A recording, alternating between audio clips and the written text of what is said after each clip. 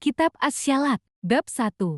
Waktu-waktu syalat. Penjelasan. Syalat ditilik dari segi bahasa artinya doa, dan menurut istilah syari adalah ungkapan untuk sebuah ibadah yang sudah dikenal. Al-Mawa'akid, bentuk jamak dari mika'at, artinya batasan masa atau tempat untuk suatu perbuatan. Maksudnya adalah batasan waktu yang telah ditentukan Allah Subhanahu wa Ta'ala untuk melaksanakan syalat. Hadits nomor 148 dan ke-149.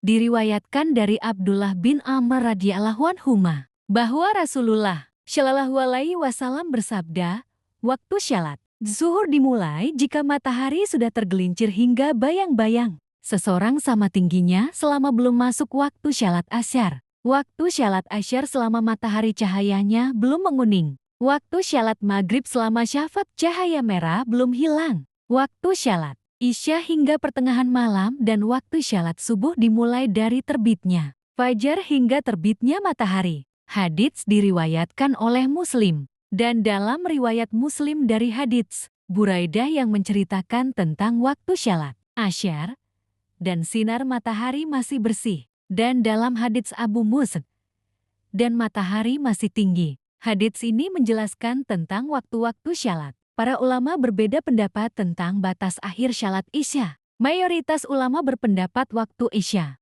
hingga fajar menyingsing, dan adapun yang tertera dalam hadits ini menunjukkan waktu yang terbaik. Sebahagian lagi mengatakan akhir waktu isya adalah pertengahan malam. Hadits nomor 151, 152 dan ke-153. Diriwayatkan dari Abu Barzah al-Aslami radhiyallahu anhu bahwa ia menuturkan, Rasulullah shallallahu alaihi wasallam sedang melaksanakan syalat asyar, kemudian salah seorang kami kembali ke rumahnya yang terletak di pinggir kota Madinah, dan saat itu matahari masih sangat terik. Beliau suka memperlambat syalat isya, tidak menyukai tidur sebelumnya, dan berbincang-bincang setelahnya. Beliau selesai melaksanakan syalat syubuh ketika seseorang dapat mengenali siapa yang duduk di sampingnya. Beliau membaca sekitar 60 hingga 100 ayat pada syalat syubuh. Hadits diriwayatkan oleh Al-Bukhari dan Muslim. Dalam Al-Bukhari dan Muslim juga tercantum hadits dari